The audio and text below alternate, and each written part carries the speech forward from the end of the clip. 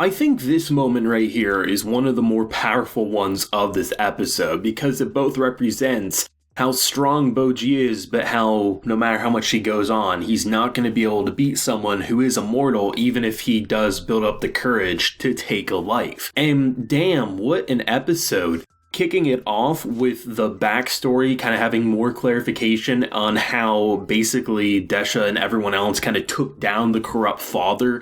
Seeing how basically the father was just trying for immortality. There was rumors and rumblings about kids being the key to having that immortality life. And the fact that his three, they ultimately ended up overthrowing a very corrupt king. And then afterwards, we see that OUKEN was basically forced with immortality. And to see that suffering in his eyes, not wanting to change, not wanting to hurt people, to then looking at the monster we're currently seeing, you gotta really hand it to the other two brothers to be able to keep their cool and composure after seeing someone who used to be one of the most noble people in the kingdom now kind of turned into a rat-eating monster. But to see the idea of building up into this battle, OUKEN versus Bojji, was gonna happen one way or another, even with Despa saying they can't fight. And that's kind of one of those kind of baits where logically, Bojji shouldn't fight him because if a character is saying it, the character who's saying that he could probably put up a fight against the king,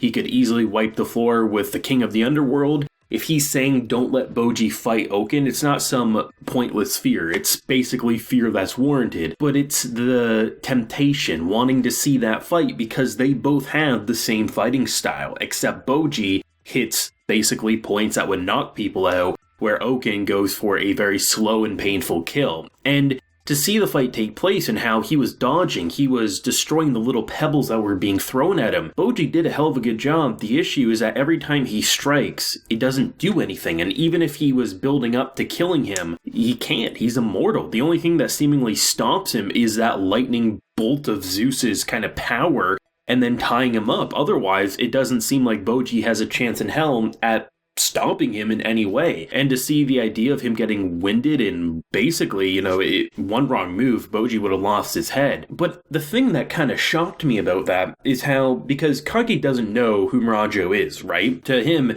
it's a talking mirror, which is a little weird, but Miranjo is probably some big, powerful, bad bitch who, is up to no good. This just seems like someone who is in the crossfire of all this hell. And to see her at one point actually give advice to Kage to tell him to run away, as she then contemplates, why would I tell someone who I have no loyalty to some advice that would save their life when the only one that I care about is the king? And then you get that shot of Daida with the kind of miniature Miranjo, and then just seeing the reflection of her past and the kind-heartedness that she used to kind of have deep within her. It's very much seeming like Daida might be influencing her internally, because even though the king is kind of controlling Daida's body, it does seem like there's a mixture of both Daida and the little girl Miranjo trapped deep within, and I'm curious to see if the more kind-hearted things Daida does internally, does that actually reflect on the outside, like they're kind of hinting at in this episode. Either way, to see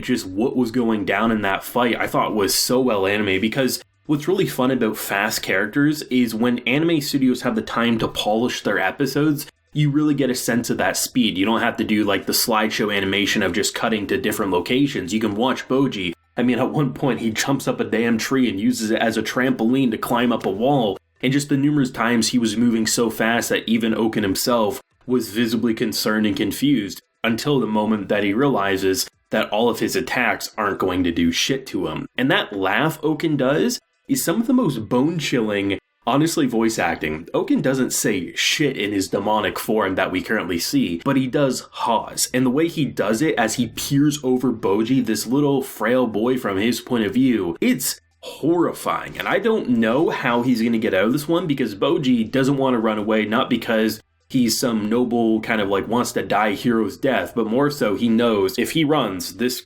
person who he seemingly can't beat is just going to hurt other people. And even though he doesn't know exactly why certain people are being targeted, Bojji doesn't want to kill innocent people, right? And even if Bojji learned the truth about, this pirate-looking bastard, ultimately there are plenty of people that he cares for and loves that, very much could be in the crossfire of this. And I'm not sure how he's going to get out of this one. The only way that he could is if we get another lightning blast, which maybe is how they're going to build it up. But at the same time, I'm not totally sure because it's not looking good in the slightest. But I think my favorite Bojji moment in this episode is when you hear about Bojji versus the king, right? Like, that's something that's exciting, it's exhilarating. But when you really look at it from Bojji's perspective, that's a father who was nothing but kind to him. And to have all these people saying that he's not a nice person and that you're going to have to fight him, and reflecting on the times that he always, despite the kingdom looking down, the father said that he would be king. He didn't choose Daida. He didn't choose the person that the kingdom wanted.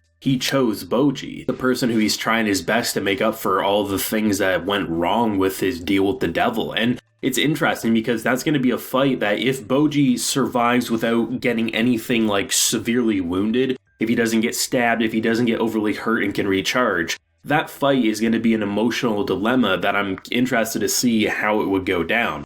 Though I did love that kind of like sneak attack with the poison because I wasn't expecting it. Like, dude's a scumbag for sure, but he's always been my favorite of the kind of bandit cast that kind of got let out of their cell. And the idea that he like blows poison in his face, I wasn't sure exactly what it is. Like, natural thought, like anything purple with mist is poison, but at the same time, I was like, what is he trying to like put him to sleep or something? And just the idea that this man has, a giant stomach, so basically poison ain't gonna do shit with the human world here, was so fun to see, especially considering just like the escalation of this episode, because prior to him getting there, I mean, we have, a piece here who pretty much, he's loyal to Miranjo. He doesn't want to see Bojji hurt because he's always respected Bojji, but he understands that unfortunately his loyalty means he's going to have to fight him until he realizes that he has this giant presence. And he's like, you know what, boy, you got this. I ain't going to do shit to you. So kind of like foreshadows that no matter what happens in this episode anyway, Bojji will probably be okay. And then they pretty much end the episode pretty much confirming that Bojji very well could die if he continues this fight.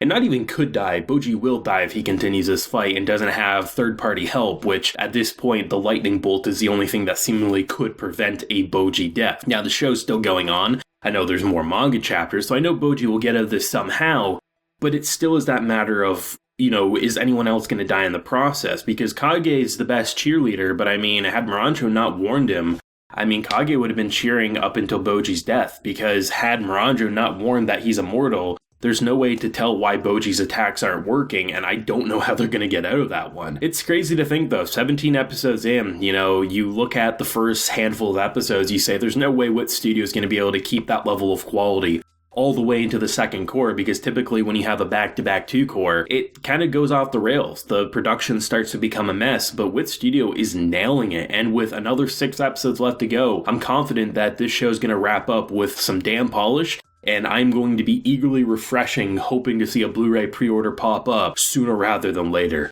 Thoughts and feelings on this week's ranking of King's episode, the action, the emotion, the character reunions. What do you think, and what do you think's going to happen in next week's episode? Leave a like if you enjoyed and subscribe if you're new around here. Till next time, everyone, please take care and have a good one.